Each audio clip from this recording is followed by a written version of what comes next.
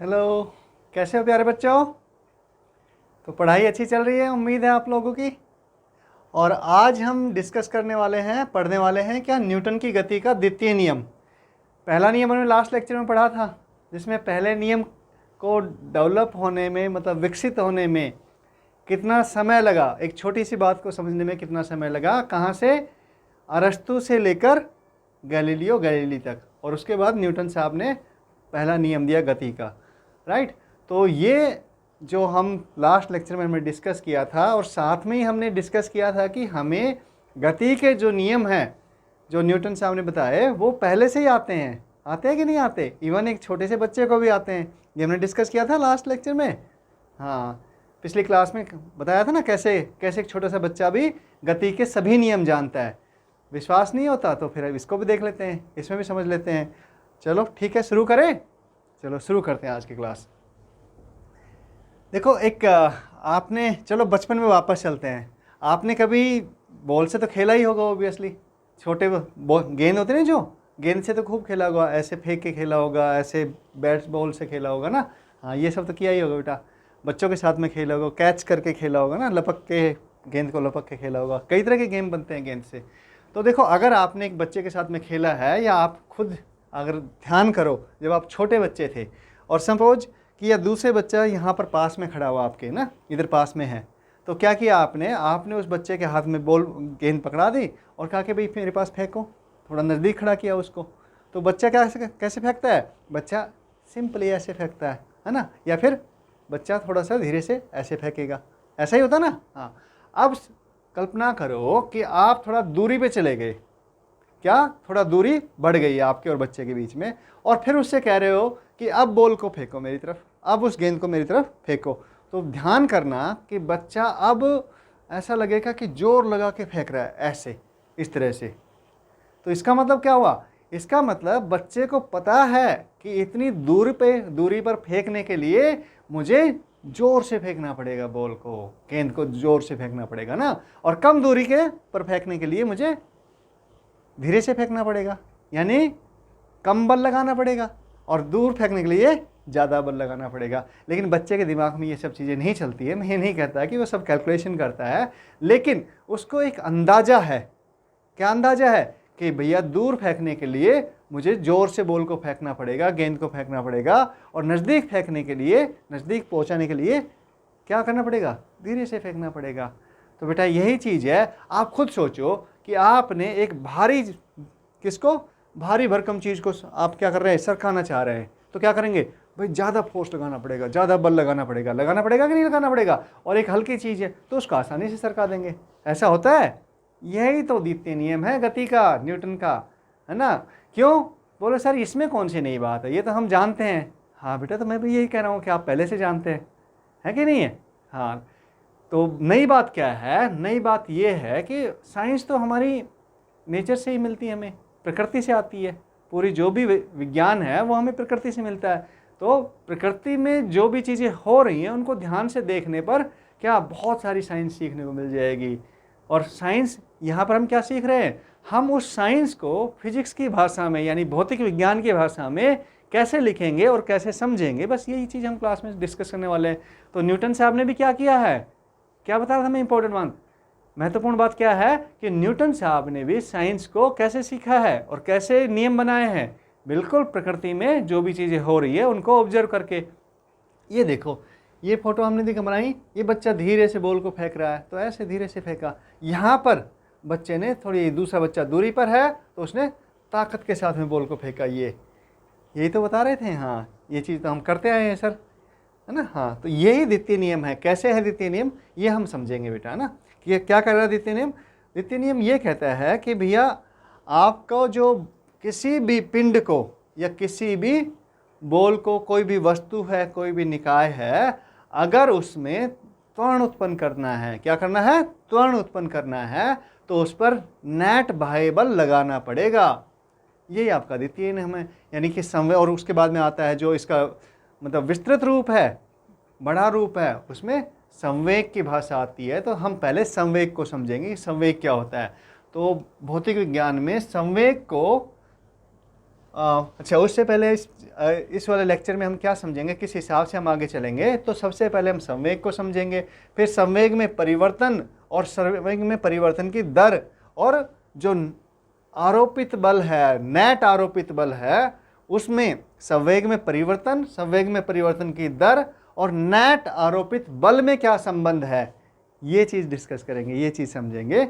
उसके बाद में इन तीनों में जो रिलेशनशिप निकली, जो संबंध निकला, उन संबंधों को देखते हुए उनके बारे में जानकर न्यूटन ने गति का द्वितीय नियम कैसे बनाया, ये चीज़ हम समझेंगे। कौन से? इस क्लास में। तो बताओ मुझे, संवेग आपने पढ़ा होगा, तो संवेग को कैसे हम परिभाषित करते हैं? संवेग को लिखते हैं, संवेग को लिखते हैं तो बेटा पी से है। किससे लिखते हैं? पी से। चलो कलर चेंज करते हैं ना, हाँ, नहीं तो कलर मिक्स हो जाएंगे। तो हम संवेग को पी से लिखते हैं, ठीक है। और ये एक सदिश राशि होती है, तो हम इस पर क्या लगाएंगे? एरो लगाएंगे। और इसका मान होता है द्रव्यमान गुणा वेग, और वेग भी सदिश राशि है। तो ये हमारा क्या हो गया? ये हो गया संवेग। संवेग को इस तरह से परिभाषित करते हैं, द्रव्यमान गुणा द्रव्यमान और वेग का गुणनफल, ठीक है। अब मुझे बताओ, अगर संवेग में परिवर्तन करना हो हमें, तो किस में परिवर्तन होना चाहिए भैया? तो m में परिवर्तन होना चाहिए, द्रव्यमान में परिवर्तन होना चाहिए, या फिर उसके वेग में परिवर्तन होना चाहिए। तो फिर दोनों में से अगर किसी एक में परिवर्तन हुआ तो संवेग में परिवर्तन हो जाएगा। सिंपल सी बात है ना? हाँ, बिल्कुल ठीक बात है सर, इसमें कोई रॉकेट साइंस नहीं है। तो अब देखो मुझे, या फिर दोनों में परिवर्तन हो जाए तो भी संवेग में परिवर्तन हो जाएगा। तो अब हम समझेंगे कि भाई संवेग में जो परिवर्तन होता है वो किस किस तरीके से होता है, और उसका आरोपित बल है जो मतलब नेट आरोपित बल है ना, नेट बाह्य बल है। आरोपित बल तो देख, तो एक आरोपित बल हो गया है ना, किसी पिंड पर, किसी निकाय पर, किसी वस्तु पर, या फिर बहुत सारे बल हो गए। और अगर बहुत सा एक बल है तो आरोपित बल भी बोल सकते हैं उसको, और बहुत सारे आरोपित बल हैं तो फिर उनका हम क्या करेंगे? नेट आरोपित बल निकाल लेंगे। और नेट आरोपित बल और जो हमारा संवेग में परिवर्तन है या संवेग में परिवर्तन की जो दर है, उनमें क्या संबंध है वो हम अभी समझने वाले हैं, आगे डिस्कस करने वाले हैं, ठीक है। और कैसे कर सकते हैं हम संवेग में परिवर्तन? या तो m में परिवर्तन करके, या फिर v में परिवर्तन करके, या फिर दोनों में परिवर्तन करके, ठीक है। चलो शुरू करते हैं। तो इसको समझने के लिए हम एक उदाहरण लेते हैं। उदाहरण से अच्छे समझ में आता है ना? हाँ सर, वैसे समझाओगे डेफिनेशन तो याद नहीं रहेगी, लेकिन उदाहरण तो ध्यान रहता है, कहानी तो हमें ध्यान रहती है ना, पूरी पिक्चर भी ध्यान रहती है कि नहीं रहती है? क्योंकि उसको हम पूरा ध्यान लगा के देखते हैं। ऐसे ही बेटा क्लास भी पूरा ध्यान लगा के करनी है, ठीक है। ऐसा नहीं होना चाहिए कि हम क्लास को आधे अधूरे मन से कर रहे हैं। अगर आप पूरे मन लगा के काम करेंगे, मन लगा के पढ़ेंगे, तो क्या होगा? आपको अभी समझ में आ जाएगी सारी बातें। तो हमने क्या काम किया कि एक सुंदर सा ट्रक ले लिया और एक अच्छी सी प्यारी सी गाड़ी ले ली, कार ले ली, ठीक है। अब देखा कि जो इस गाड़ी का वजन जो है वो है हमारा 1000 kg, कितना? 1000 kg है, और ट्रक का जो वजन है वो 5000 kg है। तो अब क्या किया हमने कि इन दोनों में क्या होता है भाई? कैसे चलते हैं? इंजन से। और इंजन में क्या डालते हैं? सर कैसे सिली क्वेश्चन पूछ रहे हो ना? हाँ, इंजन में डीजल और पेट्रोल ही डलता है बेटा, है ना। आजकल सीएनजी गाड़ियाँ भी चल रही है। तो बेटा इनमें इंजन पावर लगाता है, पावर से क्या होता है? पावर से आपके जो व्हील है वो एक्सल घूमता है, और उसकी वजह से व्हील घूमते हैं, और व्हील घूमते हैं तो क्या होता है भाई? व्हील आपका ज़मीन पर फोर्स लगाता है, और ज़मीन पर रिएक्शन फोर्स आती है ज़मीन से, है ना। रोड से, मतलब जो आपका रोड होता है उससे क्या होती है? रिएक्शन फोर्स आती है, और वो रिएक्शन फोर्स उसको आगे की तरफ धकेल देती है। किसको? गाड़ी हो या फिर ट्रक हो या कोई भी व्हीकल हो, कैसा भी साधन हो, उसको आगे की तरफ धकेल देती है, ठीक है। तो अब हम क्या कर रहे हैं? सबसे पहले हम इसमें जो परिवर्तन किस में कर रहे हैं? हम जो द्रव्यमान है m, जो हमने कहा था ना कि भाई दोनों में से किसी में परिवर्तन कर देते हैं, तो सबसे पहले हम m में परिवर्तन कर रहे हैं इसमें, है ना। m में परिवर्तन करने से संवेग परिवर्तित होता है कि नहीं होता, और उसमें बल कैसे जो लगाते, आरोपित बल लगाते हैं, उसमें कैसे परिवर्तन आता है, ये चीज़ हम समझ रहे हैं इसमें, ठीक है। सबसे पहले ये उदाहरण ले रहे हैं, तो ये समझ में आ गया। अब हमने क्या काम किया कि भाई समान समय अंतराल ले लिया। क्या ले लिया? समान समय अंतराल ले लिया। और हमने जो इसमें परिवर्तन किया, किस में? वेग में। वेग में कह लो या चाल में कह लो, क्योंकि सीधी रेखा में गति कर रहे हैं हम तो ना। एक सीधा रोड है भाई, उस पर ट्रक जा रहा है, एक सीधा रोड है, उस पर कार जा रही है। तो क्या होगा? हम कह रहे हैं कि भाई हमारा जो वेग में परिवर्तन है या चाल में परिवर्तन है वो भी क्या है, समान है दोनों केस में। मतलब ट्रक के भी चाल में परिवर्तन जो आया और कार की चाल में भी जो परिवर्तन आया वो क्या है, दोनों समान है। और कितना समय जो लगा इनमें वो भी समान है। क्या, एक समान समय में ट्रक की जो चाल में परिवर्तन आया और किसमें, कार की चाल में जो परिवर्तन आया, हम कह रहे कि भी वो समान है। ठीक है, तो अब क्या कह रहे हैं, क्या जानना चाह रहे हैं भाई, उनका द्रव्यमान दोनों का अलग अलग है तो संवेग में परिवर्तन कितना आएगा। तो बताओ मुझे, अगर हम मानते हैं कि ये वाला जो ट्रक का जो संवेग में परिवर्तन है वो अगर मान लो डेल P1 है, कितना है, डेल P1 है बेटा, तो ये कैसे निकालेंगे। अब हम केजी की जगह पर हम ये ले लेते हैं कि भाई इसका जो द्रव्यमान है वो m है और ये 5 kg ना, तो इसको 5m मान लेते हैं। क्या ले लेते हैं, चलो इसको 5m ले लेते हैं। किसको, ट्रक का जो द्रव्यमान है वो 5m हो गया। क्लियर है। हाँ, कोई किसी तरह की संशय इसमें, भाई 5 गुना है तो हमने 5m, इसको m ले लिया, इसका द्रव्यमान इसका 5m ले लिया, सिंपल सी बात है बेटा। और संवेग में परिवर्तन क्या निकलेगा, m तो आपका कांस्टेंट, m तो सेम ही है, वहाँ पे भी ट्रक का वजन उतना ही था, 5000 kg था, 5m था, और यहाँ पर भी 5m ही है बेटा। तो क्या आया देखो, बताओ मुझे। सो ये 5m इंटू, देखो वहाँ पे शुरुआती जो वेग था या चाल थी वो 0 थी, और टाइम कितना लिया हमने, 0 लिया है, और ये टाइम 5 सेकंड लिया है। 5 सेकंड बाद में इसकी चाल हो गई 20 मीटर पर सेकंड, है ना, 20 मीटर प्रति सेकंड की चाल से चल पड़ा। और ये इसकी भी, कार की भी 20 मीटर प्रति सेकंड होगी। तो चाल में परिवर्तन कितना आया भाई, फाइनल माइनस, मतलब जो अंतिम है वो माइनस क्या होगा, शुरुआती चाल, शुरुआती 0 है, अंतिम 20 है, तो ये आपका आ गया इंटू 20, और ये हो गया 100m, 100m, है ना। ये हमारा किसमें, संवेग में परिवर्तन आ गया, किसके में, ट्रक में। अब यही बात हम कार के लिए कर लेते हैं। तो ये मान लो डेल P2 है, तो ये कितना होगा भाई, इसका द्रव्यमान तो m है, गुणा चाल में परिवर्तन कितना आया, 20 का आया, 20 माइनस 0 तो 20 का आ गया, तो ये हमारा आया 20m। तो डेल P1 हमारा क्या हो गया, डेल P1 बड़ा है, इससे देखने से पता लग रहा है। तो हमें क्या समझ में आया कि भाई डेल P1 हमारा क्या है, डेल P1 इज ग्रेटर, और कहेंगे डेल P1 हमारा बड़ा है किससे, डेल P1 डेल P2 से बड़ा है। ये बात हमें क्लियर है, बिल्कुल सिंपल भाषा में समझाया है बेटा ना। हाँ बिल्कुल क्लियर है, सिंपल सी कैलकुलेशन है और सिंपल भाषा मैंने समझाने की पूरी कोशिश की है। अब मुझे बताओ, ये तो समझ में आ गया, अब एक चीज़ और बताओ मुझे, इसको 0 से और 20 मीटर प्रति सेकंड की जो चाल में परिवर्तन आने के लिए इस पर मान लो बल लगाया हमने F1। अब इसके कार जो हल्की है, ये भारी है, ट्रक 5 गुना वेट का है, 5 गुना वजन है ना उसमें। हाँ, और कार जो हल्की है इसको भी हमने 0 से और 20 मीटर प्रति सेकंड के लिए बल, इंजन, इसके इंजन ने F2 बल लगाया। तो अब मुझे बताओ कि F1 वही उतने ही समय में ट्रक को क्या हुआ, 0 से 20 मीटर प्रति सेकंड के हिसाब से चला, मतलब चाल में परिवर्तन आया, और इसका भी 0 से 20 मीटर प्रति सेकंड के हिसाब से चला, और ट्रक इससे 5 गुना भारी है।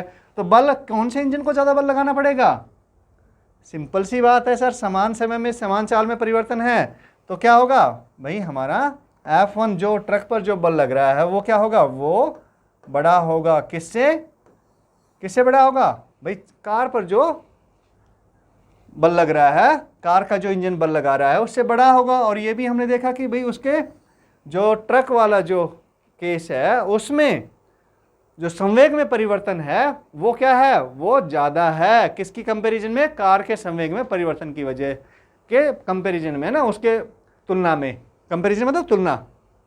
तब मुझे बताओ, जब F बड़ा है, फोर्स इसमें ज़्यादा है तो संवेग में परिवर्तन भी ज़्यादा है, उतने ही समय में कर रहे हैं तो ना, हमने चाल में परिवर्तन उतना ही लिया है। और जब कार में भी उतने ही समय में परिवर्तन कर रहे हैं संवेग में, तो संवेग में परिवर्तन कम आया और इसमें बल भी कम लगा। तो हमें क्या समझ में आ रहा है, जब बल ज़्यादा है तो संवेग में परिवर्तन ज़्यादा है, जब बल कम है तो संवेग में परिवर्तन क्या है, कम है। इसका मतलब क्या हो गया, हमें कुछ ये समझ में आ रहा है कि भाई बल जो होता है वो संवेग में परिवर्तन के अनुक्रमानुपाती होता है। क्या होता है, संवेग में परिवर्तन के अनुक्रमानुपाती होता है बेटा, ठीक है, समझ में आ गई बात? यही है ना, मतलब बल बढ़ेगा तो संवेग में परिवर्तन बढ़ेगा, और बल कम होगा तो संवेग में परिवर्तन कम होगा। ये चीज़ समझ में आ गई? चलो वेरी गुड। और उदाहरण ले लेते हैं हम इसमें।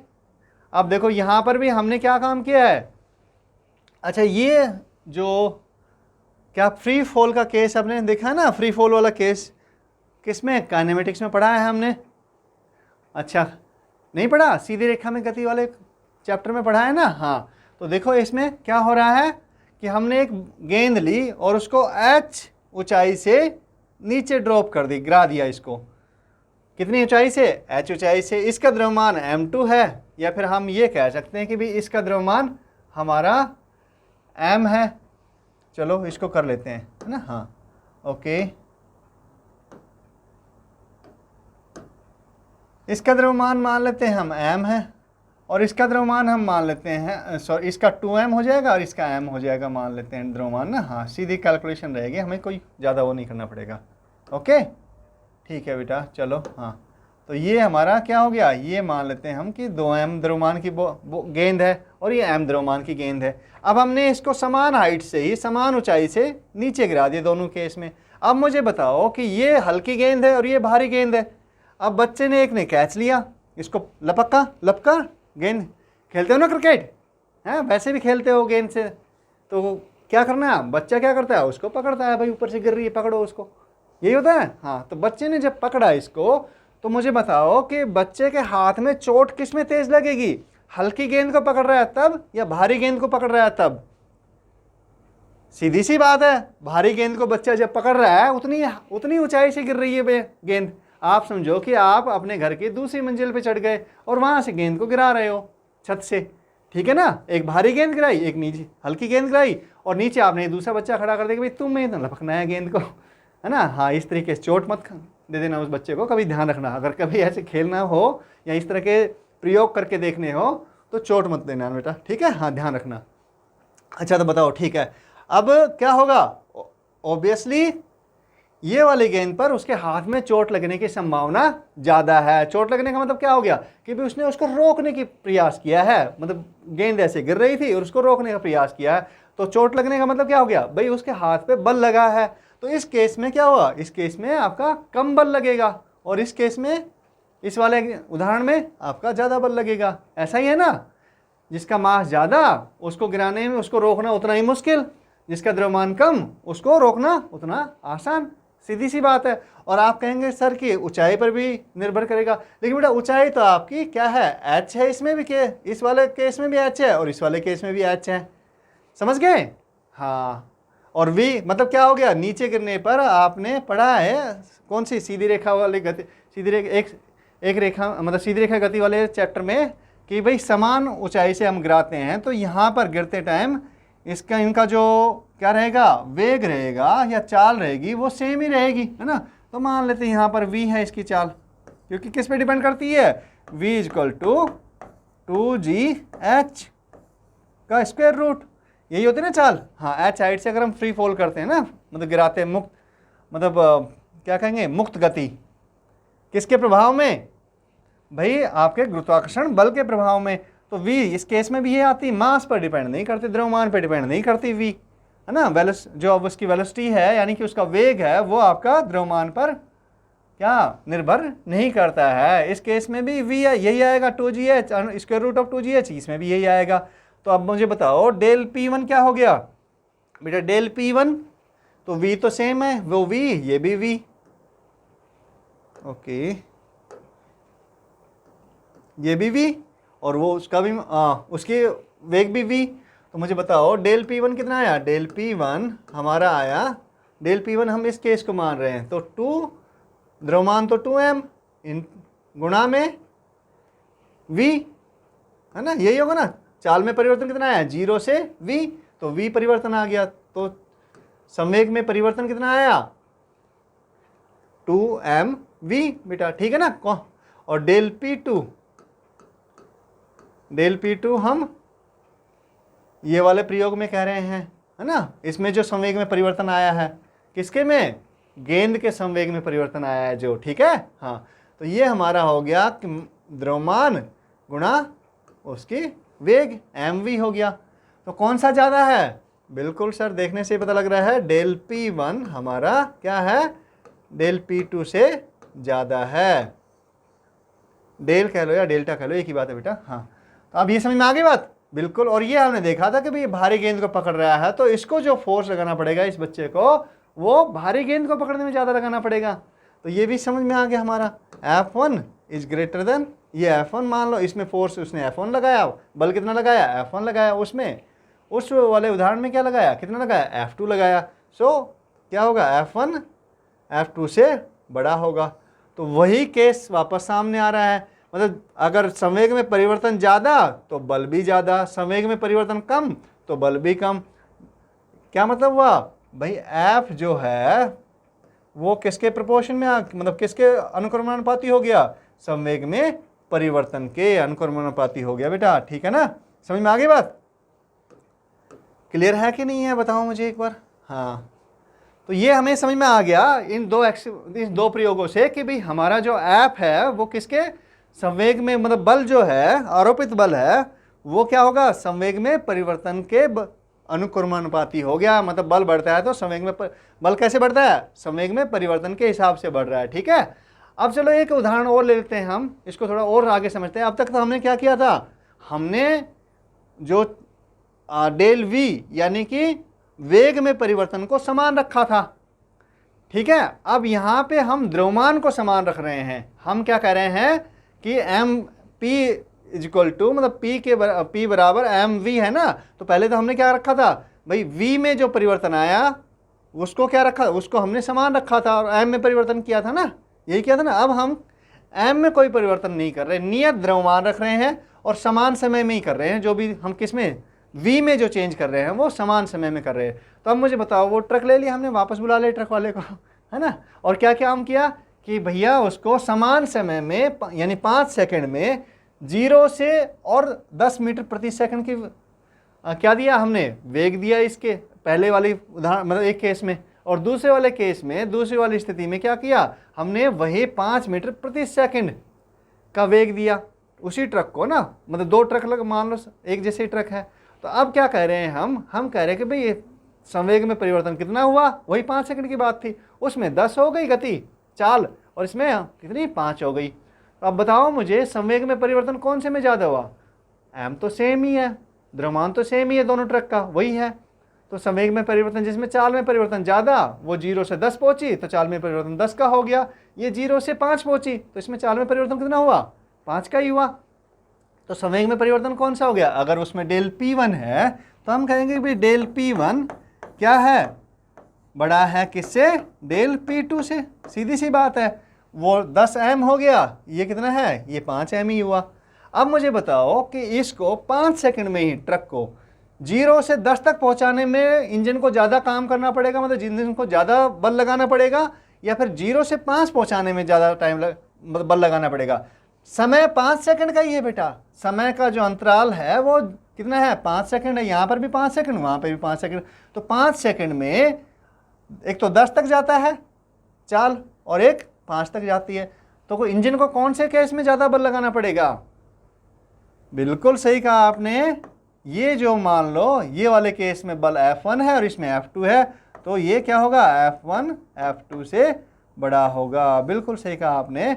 इसका मतलब वही बात आ रही है, पर संवेग में परिवर्तन कैसे भी हो, अगर जिसमें संवेग में परिवर्तन ज़्यादा हुआ तो बल ज़्यादा लग रहा है और संवेग में परिवर्तन कम हुआ तो बल क्या हो रहा है, कम लग रहा है। साधारण सी बात है ना, सीधी सी बात है भाई। मतलब हमें अब ये क्लियर होने लग गया कि भाई संवेग में परिवर्तन के ऊपर डिपेंड करता है क्या, संवेग में परिवर्तन है वो आरोपित बल का निर्धारण करता है। क्लियर होगी ना बात।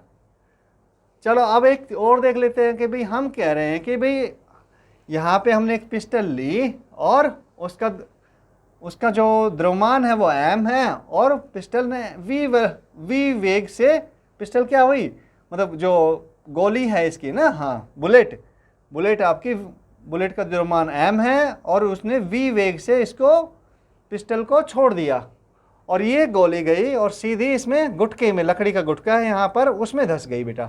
ठीक है, अब क्या करें हम, एक तो पहली बात तो ये हो गई। अब तो इसमें मान लेते हैं कि संवेग में कुछ परिवर्तन हुआ, और ये यहाँ से क्या हुआ, इसको रोकने के लिए इसने बल लगाया, गोली के स्पीड को कम करने के लिए, मतलब उसकी चाल को जीरो करने के लिए। जीरो ही हो जाएगी ना, धस जाएगी जाके उसमें। तो ये क्या हो गया, इसको उल्टी दिशा में क्या लगा रहा है, बल लगा रहा है, तभी तो रुकेगी बेटा। हाँ, कौन लगा रहा है उल्टी दिशा में बल, आपका गुटका, जो लकड़ी का गुटका है वो लगा रहा है, ठीक है। इसमें होल करती हुई निकल गई गोली। अब ये दूसरी, एक हमने दूसरी पिस्तौल ले ली, और उसमें भी क्या हुआ, उसमें पिस्तौल में एम, जो गोली का द्रव्यमान है वो तो एम ही है, लेकिन यहाँ पे इसका जो वेग है निकलते टाइम वो डबल हो जाता है। कितना, डबल हो जाता है। अब उसी गुटके को या उसके जैसे दूसरे गुटके को हम लेते हैं, तो हम देखते हैं कि इसने ज़्यादा दूरी तय कर ली। इस केस में क्या कि ज़्यादा दूरी तय कर ली, तो ऑब्वियसली ज़्यादा टाइम लगेगा, समय अंतराल ज़्यादा रह जाएगा इसमें, है ना। होगा कि नहीं होगा। तो जो इसके उल्टी दिशा में जो बल लगाएगा गुटका, तो वो कौन सा होगा बेटा, इस पर ज़्यादा होगा फोर्स, बल इसमें ज़्यादा होगा इस केस में, या इस केस में ज़्यादा होगा, बताओ मुझे। बिल्कुल सर, इस वाले केस में ये हम कहते हैं कंडीशन 1 है, ये कंडीशन 2 है। तो इसमें FR1 लगाया, FR मतलब रेजिस्टिव फोर्स, है ना। FR1 ये किससे बड़ा है, आपका इस केस से, यानी FR2 से। ये बात बिल्कुल सही है ना। हाँ, क्योंकि तेज गोली को रोकने के लिए ज़्यादा बल लगाना पड़ेगा, प्रतिरोधक, मतलब FR मतलब रेजिस्टेंस फोर्स मतलब प्रतिरोधक बल। तो प्रतिरोधक बल कौन सा भाई, तेज गति से गोली आ रही है तो उसको रोकने के लिए ज़्यादा लगाना पड़ेगा, और कम गति से आ रही है उसके लिए कम लगाना पड़ेगा। और संवेग में परिवर्तन कितना हुआ है, फाइनल जो अंतिम वेग है वो तो जीरो है, इसमें भी जीरो है, इसमें भी जीरो है। तो कितना परिवर्तन आया बेटा, यहाँ पे तो mv परिवर्तन आया, mv, और यहाँ पे परिवर्तन कितना आया, 2mv। अब ये तो आप क्या कर लोगे, हल कर ही लोगे ना। हाँ, कि mv 2mv कैसे आ गया, ठीक है। तो परिवर्तन डेल p ये कौन सा है, ये डेल p1 है। Del p1 is equal to 2mv, del p2 is equal to mv।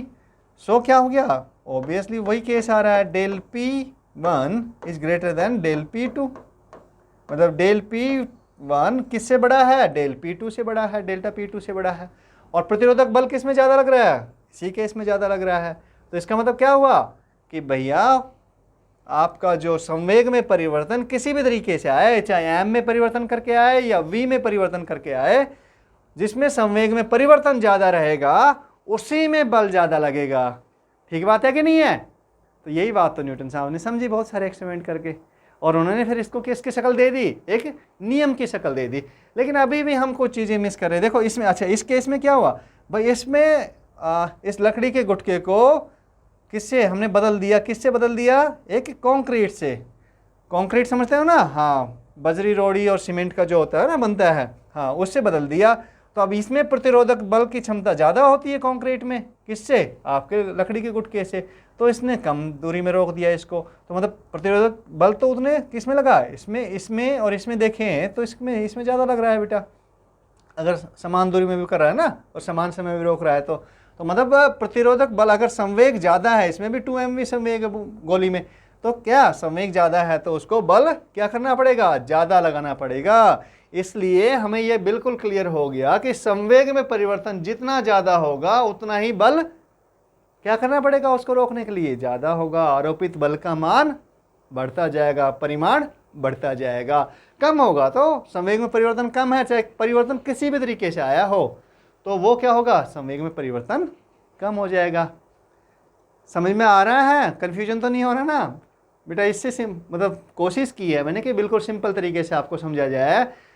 एक ही बात समझ रहे हैं हम अभी तक कि क्या, कि भैया संवेग में परिवर्तन किस पर डिपेंड करता है, संवेग में बल किस पर डिपेंड करता है, आरोपित बल, यानी कि उसको रोक रहे हो या फिर उसको क्या कर रहे हो, मतलब मंदन हो रहा हो गति में, या फिर क्या गति त्वरित हो रही हो।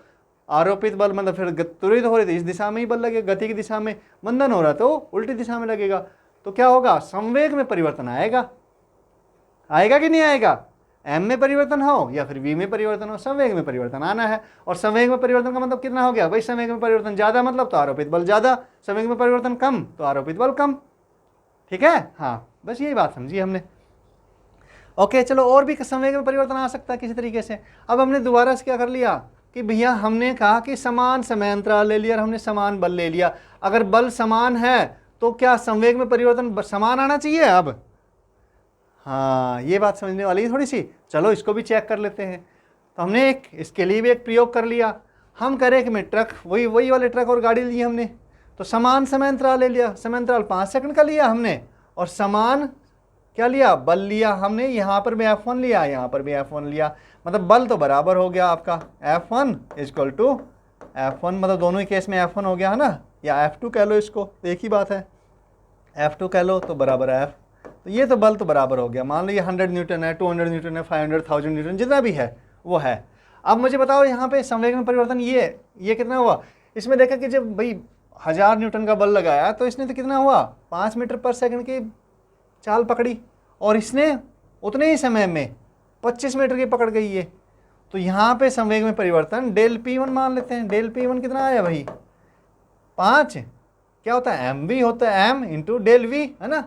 हाँ, तो मास द्रव्यमान ये 5m माना था हमने, इसको हमने n माना था। 1000 और 5m था ना, वही क्या था, m और 5m कर लिया हमने इसको। तो ये कितना हुआ? ये 5m इंटू 5, यानी कितना हो गया? 5m गुणा में 5 यानी 25m, दोनों का गुणनफल। और डेल P2 निकाल लेते हैं बेटा। डेल P2 क्या हुआ? इसका द्रव्यमान कितना है? m है। वेग में परिवर्तन कितना है? 25। 0 से 25 हो गया ना, हाँ 25, तो ये भी 25m हो गया। अब मुझे बताओ डेल P1 और डेल P2 क्या हो गया? Del P1 equal to del P2 हो गया, बिल्कुल बराबर हो गया, दोनों बराबर हो गए ना। और कितना किस वजह से हुआ? संवेग, जो आरोपित बल है दोनों के इंजन से हमने एक समान बल लगाया। तो मतलब एक समान बल लगाते हैं तो किसी के, मतलब चाहे भारी वस्तु हो, भारी पिंड हो या हल्का पिंड हो, संवेग में परिवर्तन समान आएगा। समझ में आई बात? हाँ, अगर भारी पिंड है तो उसके जो चाल है वो, उसमें चाल में परिवर्तन कम रहेगा। अगर हल्का पिंड है तो उसकी चाल में परिवर्तन ज़्यादा होगा। किस कंडीशन में? एक ही शर्त है कि बल, जो आरोपित बल है वो बराबर लिया हमने, ये कंडीशन ली हमने, ठीक है ना। हाँ, तो ये तो समझ में आ गई अब तो बात बिल्कुल, क्या कि भैया अगर संवेग बल समान है तो संवेग में परिवर्तन भी समान आएगा। तो इसी से हम आगे बढ़ते जा रहे हैं। अब ये तो हो गई थी अभी तक संवेग में परिवर्तन की बात। अब क्या संवेग में परिवर्तन की जो दर होती है ना, क्या करें हैं? दर, मैं यहाँ पे दर की बात कर रहा हूँ ना। अगर मान लो तेजी से परिवर्तन होता, तेज दर हो गई। अगर धीरे धीरे परिवर्तन हो रहा है तो दर क्या हो गई? धीरे हो गई, कम हो गई। यही है ना बेटा, तेजी से परिवर्तन मतलब दर ज़्यादा, धीरे परिवर्तन मतलब दर क्या हुई? कम हुई। तो कभी कभी सर आप भी इतनी बेटा सीधी सीधी बातें पूछनी पड़ती है कभी कभी ना। हाँ, तो अब ये देखो, आपने क्रिकेट तो खेलते हो ना, तो उसमें क्या होता है, जब आपने शुरू में क्रिकेट खेला होगा और कोई सपोज कि कोई गेंद को लपकने की कोशिश की होगी, तो क्या हुआ होगा? आपने गेंद आ रही और ऐसे लपका उसको, ऐसे हाथ थे आपके, होगा ना, ध्यान करो। तो ये क्या हुआ? यहाँ पर आपने गेंद आई और आपने ऐसे लपक ली, तो ये लो भाई हाथ में चोट लग गई, दर्द हुआ, वो एहसास ध्यान करो, शायद हो सकता है अभी भी फील हो आपको ना। अब क्या हुआ कि आपको ऐसा हुआ होगा, हो सकता है कि जो दूसरे, जो एक्सपीरियंस खिलाड़ी है, जो अभ्यस्त खिलाड़ी है, किसका? क्रिकेट का ही, आपकी टीम में, उसने बताया होगा आपको, या आपके बड़े भैया होंगे, कोई भी होगा ना, हाँ, वो उन्होंने बताया होगा, जो क्रिकेट खेलते बड़े भैया, हाँ, उन्होंने बताया होगा कैच को, मतलब बॉल को ऐसे मत पकड़ो, ऐसे, उसको ऐसे पकड़ के लेके आओ, दूर तक पकड़ के लेके आओ ना, तो उससे हाथ पे जो चोट लग रही है वो चोट नहीं लगेगी, दर्द क्या होगा? कम होगा दर्द, है ना। क्यों हुआ ऐसा? ये देखो, ये आपका जो नया बच्चा होता है खेलना ना, वो ऐसे चोट खाता है, देखो हाथ लाल हो गए इसके, गेंद से चोट खाता है ना। लेकिन जो एक्सपीरियंस खिलाड़ी होता है, बेस्ट खिलाड़ी होता है, वो ऐसे पकड़ के बॉल को और ऐसे लेके आता है, मतलब यहाँ से बॉल उसको हाथ में टच करती है और वो ऐसे दबा लेता है और ऐसे लेके आता है। क्या कर रहा है वो? ऑब्वियसली बॉल को रोक रहा है वो भी, और ये भी बॉल को रोक रहे हैं। ये बॉल को यहीं पर रोकने की कोशिश कर रहे हैं, और क्या लगा? समय कुछ भी नहीं लगा, फ्रैक्शंस ऑफ सेकंड लगा, मतलब सेकंड का भी कुछ हिस्सा लगा। और यहाँ से उसने ऐसे किया तो उसने 2-3 सेकंड का समय ले लिया। तो क्या हुआ भाई, इसने जो बॉल की गति को, मतलब बॉल की चाल को, गेंद की चाल को जीरो किया किसने, फ्रैक्शन ऑफ सेकंड में, छोटे सेकंड के कुछ 10वें हिस्से में। और इसने क्या काम किया, इसने 2 सेकंड में गति को क्या किया, धीरे किया। तो इसके हाथ पे कोई चोट नहीं लगी, इनके हाथ पे कोई चोट नहीं लगी, और इनके हाथ में इसमें चोट लग गई। चोट लगने का मतलब क्या है कि बल ज़्यादा लगाना पड़ा, है ना, बल ज़्यादा लगा ना, प्रतिरोधक बल ज़्यादा लगाना पड़ा। और चोट नहीं लगने का मतलब क्या है, प्रतिरोधक बल कम लगा। तो हुआ है क्या, बेसिकली गति में जो परिवर्तन आया, किसकी, गेंद की गति में परिवर्तन आया। मतलब मान लेते हैं कि भाई उसकी गति v थी, है ना, उसकी चाल v थी, और फाइनली क्या होगी, 0 हो गई। ठीक है ना, दोनों ही केस में 0 हो गई। तो गति में जो परिवर्तन यहाँ पे केवल 10 सेकंड के 10वें हिस्से में आ गया जब चोट खाई, और यहाँ पे परिवर्तन कितना आया, परिवर्तन 2-3 सेकंड में हुआ, मतलब समय मिल गया। तो गति में ये क्या हो गया, गति में परिवर्तन की दर जो है वो क्या हो गई, वो अलग अलग हो गई। इस वाले केस में ज़्यादा हो गई, इस वाले केस में कम हुई। तो गति में परिवर्तन की दर का मतलब क्या हो गया, संवेग में भी परिवर्तन। क्यों, गति में परिवर्तन का मतलब क्या हो गया, delta we by delta T. ये चाल में परिवर्तन या गति में परिवर्तन कह सकते हो ना, हाँ चाल में परिवर्तन है या वेग में परिवर्तन कह लो बेटा। और ये इससे क्या हुआ, इस पर भी बल डिपेंड कर रहा है, यानी कि, और हम मास तो सेम ही है, द्रव्यमान तो सेम ही है, तो अगर हम इसको m से मल्टीप्लाई कर दें तो ये हमारी क्या होगी, संवेग में परिवर्तन की दर हो गई। तो मतलब संवेग में परिवर्तन की दर पर भी क्या करता है, बल, आरोपित बल, प्रतिरोधक बल डिपेंड करता है, निर्भर करता है कि नहीं करता, हाँ, क्योंकि यहाँ पर परिवर्तन की दर बदली है। उसने 10 सेकंड के 10वें हिस्से में बॉल को कैच कर लिया, और इसने 2-3 सेकंड में, 3 सेकंड में, सपोज मान लो कल्पना कर ले 3 सेकंड में किया।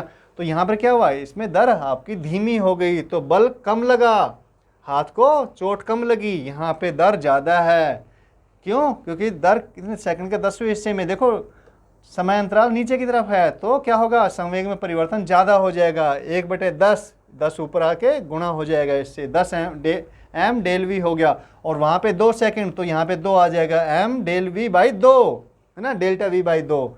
तो कितना, 20 का अंतर आ गया संवेग में परिवर्तन की दर का, ना।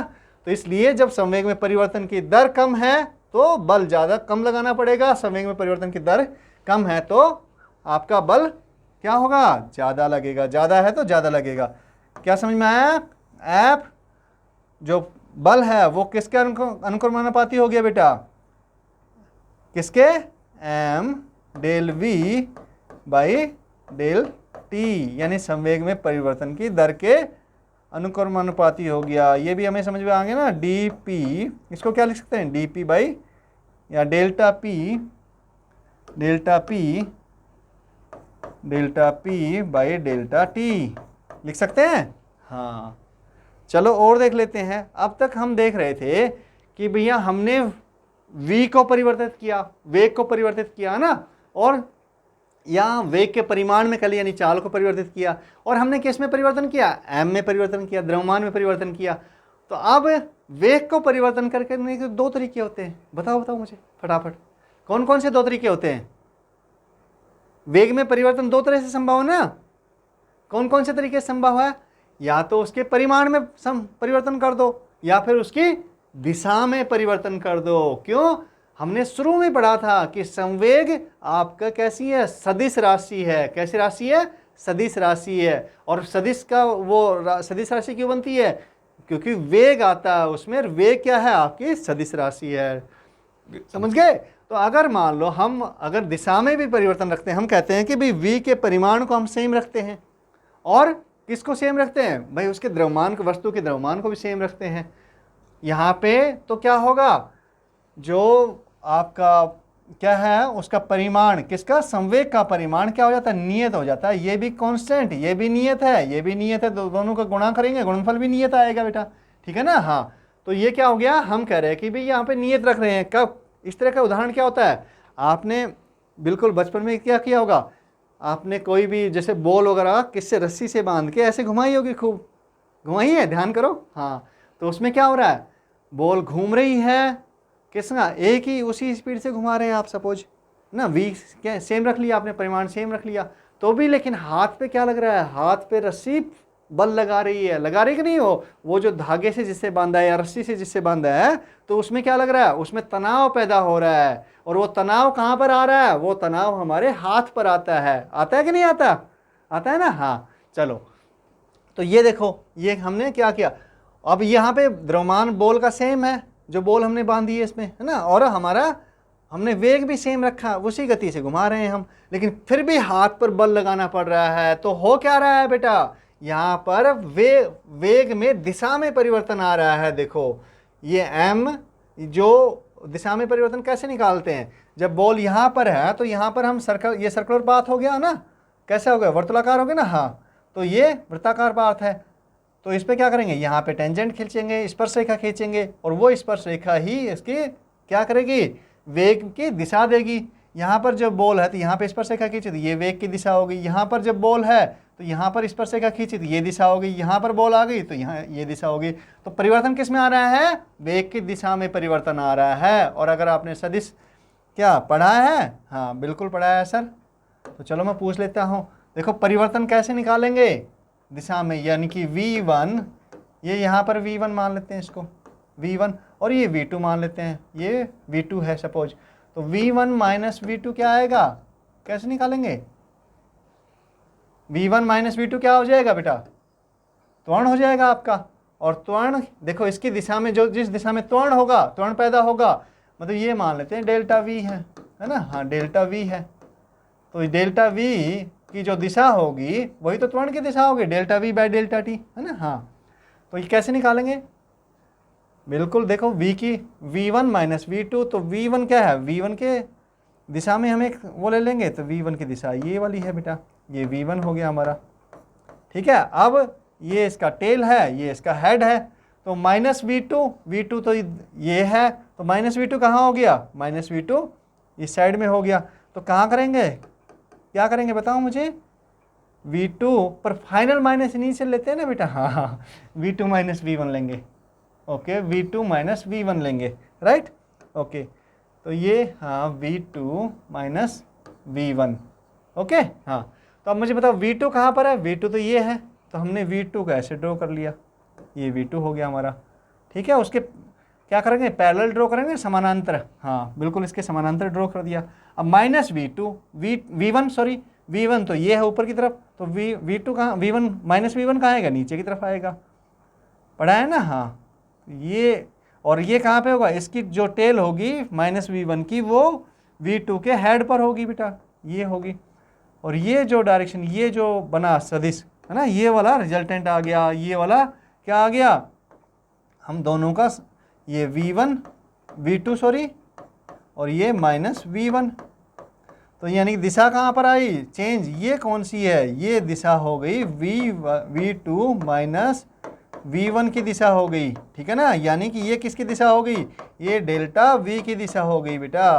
और डेल्टा v की दिशा ही क्या तय करती है, त्वरण की दिशा तय करती है। तो इसलिए यहाँ पर त्वरण कहाँ लग रहा है, इस दिशा में लग रहा है। कहाँ पर लग रहा है, मतलब सेंटर की तरफ, इसके केंद्र की तरफ, समझ रहे हो। और यहाँ पे केंद्र की तरफ कैसे लग रहा है, कौन प्रोवाइड कर रहा है उसको, आपने वृत्ताकार जो गति पढ़ी है, वर्तुल गति, सर्कुलर मोशन जो पढ़ी है, उसमें कहाँ पर अगर ये वाली मोशन है तो कौन कर रहा है उसको, जो सेंट्रीफ्यूगल फोर्स है ना। अपकेंद्रीय बल और अभिकेंद्रीय बल पढ़ा है ना, अपकेंद्रीय बल कौन प्रोवाइड कर रहा है, कहाँ से मिल रहा है बेटा, बिल्कुल रस्सी से मिल रहा है, रस्सी में जो तनाव है उससे मिल रहा है। और वो क्या है, वो इसी की दिशा है, देखो डेल वी की दिशा है, समझ में आई बात।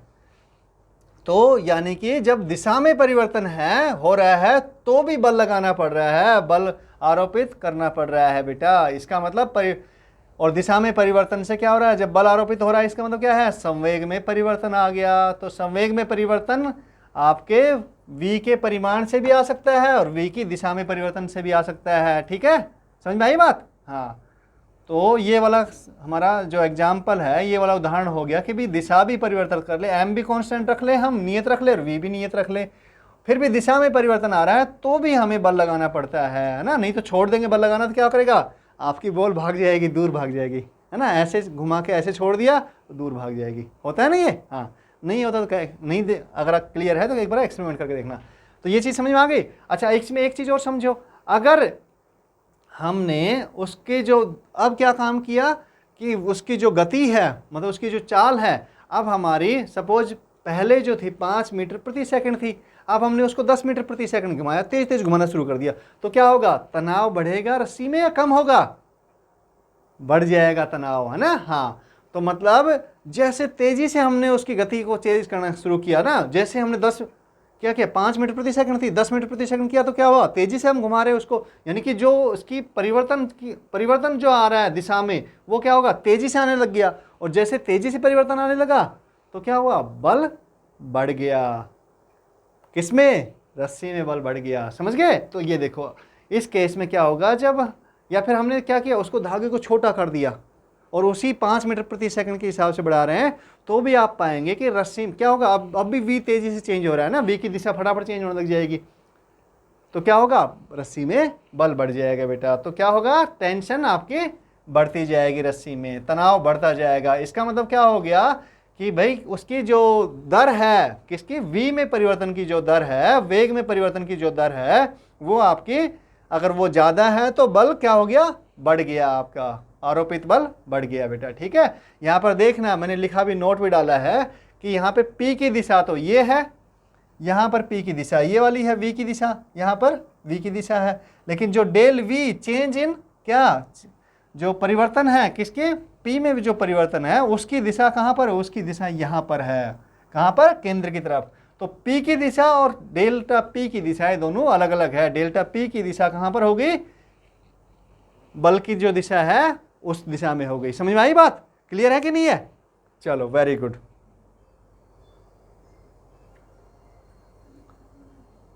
तो चलो बेटा हमें ये समझ में आ गया कि भैया हमारा जो F होता है वो किसके अनुपाती है, delta P by delta T के। गलत है कि सही है, बिल्कुल। अगर हम, आपने थोड़ी सी गणित पढ़ी है तो क्या कर ले, चलो इसकी लिमिट ले लेते हैं, या फिर ये कहो कि भाई हम चेंज इन, हाँ लिमिट, जब इसकी लिमिट लेंगे तो क्या होगा, इसको चलो वैसे कर लेते हैं कि delta P by delta T, के कांस्टेंट है, एक नियत, मतलब जो करते हैं ना अनुक्रमानुपाती है, तो इस अनुक्रमानुपात को हटाने के लिए क्या करते हैं, हमने बराबर का निशान लगाते हैं, और इसके लिए हमने के जो फैक्टर है वो ले लिया हमने, मतलब प्रोपोर्शनल फैक्टर जो है ना, अनुक्रमानुपाती होने का जो फैक्टर है वो हमने ले लिया के। तो अगर हम इसकी लिमिट ले लें तो हमारा फोर्स आ जाएगा कितना टोटल, ये तो थोड़ा सा चेंज की वजह से आया। अगर हम कहें कि भाई ये बिल्कुल चेंज इंस्टेंटेनियस है, इंस्टेंटेनियस में तो क्या होगा, तात्क्षणिक है, तो हम क्या करेंगे भाई, अंतराल बिल्कुल कम हो गया, तो ये हो जाएगा del P by del T, और मैथ की भाषा में बेटा इसको बोलते हैं dP बाई dt। किसको, ये पूरी टर्म को, ये राइट हैंड वाली जो टर्म है इसको dP बाई dt बोलते हैं ना। और P क्या है यहाँ पर, P हमारा संवेग है ना, mv चेंज जो आया था, यानी कि dmv बाई dt। इसका मतलब हो गया कि भाई F जो है वो dmv बाई dt। क्या मतलब है ये आपका, हमने क्या किया, अवकलन कर दिया, किसका, P का अवकलन कर दिया। P का अवकलन करने का मतलब क्या होता है बेटा, कि अवकलन करने का मतलब होता है कि हम बड़ी चीज़ को छोटे छोटे हिस्सों में बांट रहे हैं, तो तात्क्षणिक हम देख रहे हैं। तो अब हमें समझ में आ गया कि भाई F में जो परिवर्तन है वो M में परिवर्तन की वजह से भी आ सकता है, क्योंकि M में परिवर्तन होगा तो संवेग में परिवर्तन होगा, और आपके V में परिवर्तन की वजह से भी आ सकता है, तो भी संवेग में परिवर्तन होगा। और आपका क्या हो गया, हमने ये K को यहाँ पर क्या कर लिया था, K को बेटा 1 कर लिया था, प्रोपोर्शनल साइन हटाने के लिए, मतलब K की वैल्यू 1 ले ली थी हमने, ठीक है। क्योंकि इसको हम किस में एडजस्ट कर सकते हैं, हम जो यूनिट बनाएंगे ना, इकाई, बल की इकाई, उसमें हम इसको एडजस्ट कर सकते हैं, ठीक है। ओके चलो, तो ये भी क्लियर होना चाहिए आपको। अच्छा अब मुझे बताओ, ये तो हम हो गए ना, M को कांस्टेंट रख के, तो V में चेंज आने से भी आपके F में चेंज आ जाएगा, फोर्स में, आरोपित बल में चेंज आ जाएगा, मतलब परिवर्तन आ जाएगा। और भैया अगर V को कांस्टेंट रख रहे हैं, V को नियत रख रहे हैं, और M में परिवर्तन आ रहा है, तो भी हमारा क्या होगा, इसमें चेंज आ जाएगा। तो बेटा ये हम सबसे जो पहला केस रखते हैं, देखो इसको न्यूटन साहब ने कैसे किया, ये डेफिनेशन बनाई, ये सेकंड नियम है आपका, और ये जो हमने जो अभी तक जितने भी प्रयोग देखे थे ना, हाँ उन्हीं के बेस पर है। क्या है कि किसी भी पिंड के संवेग में परिवर्तन की दर बल आरोपित बल के अनुक्रमानुपाती होती है। यही तो हमने किया है, ये देखो अनुक्रमानुपाती होती है तथा उसी दिशा में होती है। ये इंपॉर्टेंट बात है, ये भी ध्यान रखना, बिल्कुल इस बात को मत बोलना। उसी दिशा में होती है जिस दिशा में बल कार्य करता है। और ये हमने देखा था ना क्या, ये वाले एग्जाम्पल में डेल वी की दिशा क्या आई थी, डेल वी की दिशा ये वाली आई थी। और यहाँ पे ही स्ट्रिंग होती है, यहाँ पर सपोज है ना, दोनों में परिवर्तन है। अगर नज़दीक नज़दीक हो तो ये आ जाएगी बेटा, अगर इतना है तो ये आ जाएगी, मतलब हमेशा केंद्र की तरफ रहेगी। डेल वी डेल्टा वी की जो दिशा रहेगी वो हमेशा केंद्र की तरफ रहेगी। और यहाँ पर क्या कर रहा है, उसी दिशा में होती है। किस दिशा में, जिसमें डेल्टा वी यानी संवेग में परिवर्तन है, उसी दिशा में होती है। और ट्रक वाले केस में तो क्या था, उसी दिशा में, एक ही रेखा में, सीधी रेखा में था, तो उसी दिशा में संवेग में परिवर्तन आया, उसी दिशा में हमने आरोपित बल लगाया। समझ में आई बात? हाँ, ये इंपॉर्टेंट पॉइंट है बेटा। तो ये समझ में आ गया, ये आपका न्यूटन का सेकंड नियम है। और इसको हम जो क्वेश्चन सोल्व करते हैं, क्वेश्चन जो हमारे आते हैं एग्जाम में, वो हम इस तरीके से करते हैं। देखो तो एफ बराबर क्या हो गया, इसका सिंपल सा, अगर हम सबसे सिंपल एग्जाम्पल लें इसका, तो वो हमारा आता है कि भाई एम हमने नियत कर लिया। एम क्या है, नियत है यानी कांस्टेंट है। तो हमारा एफ कैसे आएगा, एफ इजकल टू एम बाहर आ जाएगा नियत अवकलन के उससे। तो एम क्या बच गया, D V by D T. और D V by D T हम जानते हैं कि ये क्या होता है, ये होता है हमारा त्वरण। तो यही न्यूटन का सबसे फेमस सेकंड नियम का स्टेटमेंट है, F is equal to M A. F क्या है यहाँ पर बेटा, एफ है, एफ जो है वो हमारा है क्या, नेट आरोपित बल। मतलब उस पिंड पर, उस वस्तु पर जितने भी बल काम कर रहे हैं, उनका आरोपित बल काम कर रहे हैं, उन सबका क्या है, नेट है। उन सबका सदिश योग करके जो निकला है बल, वो है हमारा एफ। ठीक है ना। हाँ, तो ये हम एग्जाम्पल देखेंगे बेटा, बहुत सारे एग्जाम्पल देखने वाले हैं। तो ये तो पहला केस हो गया हमारा कि एम को हमने नियत कर लिया। अगर हमारा एम नियत ना हो तो क्या होगा, F is equal to d m v by D t, यही है ना। हाँ, अगर हमारा एम नियत नहीं है भैया, वी नियत है, तो देखो ये क्या हो जाएगा भाई, वी नियत है तो वी बाहर आ जाएगा। और ये d m by D t मतलब क्या हो गया, अब हमारी मास जो है, द्रव्यमान है, उसको वो चेंज हो रहा है। तो सर द्रव्यमान कैसे चेंज होगा बेटा, बिल्कुल किसी ट्रक का द्रव्यमान तो चेंज होना नहीं है।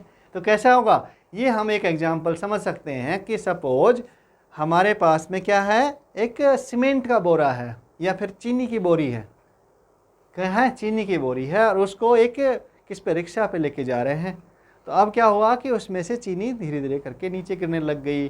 तो क्या होगा, जितनी मतलब क्या हो रही है, मतलब मास चेंज होने लग गया, बोरी का मास चेंज होने लगेगा ना, उसका द्रव्यमान चेंज होने लगेगा ना। कितना हो रही है, मान लेते हैं कि भाई 1 सेकंड में आपकी आधा किलो चीनी नीचे गिर जाती है। सर ये तो बहुत भारी नुकसान करवा दोगे। हाँ बेटा, एक एग्जाम्पल ले रहे हैं, है ना। हाँ बस, तो उसमें क्या हो गया, तो उसमें हमारा इस तरह के केस में जैसे जैसे मास कम होता जाएगा, तो रिक्शा वाला क्या करेगा, रिक्शा वाला तो तेज़ी से रिक्शा चलाता जाएगा, उसको रिक्शा चलाने में और आसानी हो जाएगी, है ना। लेकिन चीनी तो हमारी गिर रही है। लेकिन ये एग्जाम्पल है इसको समझने के लिए। तो जैसे जैसे ये कम हो रहा है तो ऐप भी क्या होगा, बोरी का वजन हल्का होता जाएगा, ऐप कम होता जाएगा, ये कम तो ऐप भी कम। ठीक है। हाँ, ये एग्जाम्पल, इस तरह के जो एग्जाम्पल होते हैं बेटा, उसमें हमारा v d m by D t लिखते हैं ऐप को। ठीक है। अच्छा, एक एग्जाम्पल और भी हो सकता है जिसमें दोनों ही चेंज हो रहे हैं, दोनों परिवर्तन हो रहे हैं, है ना। तो उस केस में क्या होगा, उस केस में भाई ये भी परिवर्तन हो रहा है और ये भी परिवर्तन, इसमें परिवर्तन आ रहा है, मतलब द्रव्यमान में परिवर्तन आ रहा है और वेग में परिवर्तन आ रहा है। तो हम लिखेंगे इसको, पहले हम द्रव्यमान को बाहर निकाल लेंगे और परिवर्तन किस में लिखेंगे भाई, v में m dv by D T, plus फिर हम v को बाहर निकाल लेंगे और dm बाई डी टी। तो ये दोनों में जो परिवर्तन आता है उसके लिए न्यूटन का सेकंड नियम ये बन जाता है। ठीक है। हाँ, द्रव्यमान में परिवर्तन और आपका वेग में परिवर्तन। अच्छा, ये जो एग्जाम्पल, इसका कोई उदाहरण बताओ मुझे फटाफट। बहुत फेमस उदाहरण है ना। हाँ, कौन सा है, बिल्कुल सही कहा, रॉकेट का जो होता है, रॉकेट लॉन्च करते हैं ना, मतलब रॉकेट का जो प्रक्षेपण होता है वो बेटा इसी प्रिंसिपल पर काम करता है। तो चलो, ये हमने न्यूटन के सेकंड नियम को समझ लिया है। अब हम इस पर जो एग्जाम्पल बनते हैं, हमारे जो एग्ज़ाम में पूछे जाते हैं, जो अच्छे अच्छे क्वेश्चन पूछे जाते हैं, कॉन्सेप्चुअल क्वेश्चन पूछे जाते हैं, वो हम नेक्स्ट लेक्चर में करेंगे।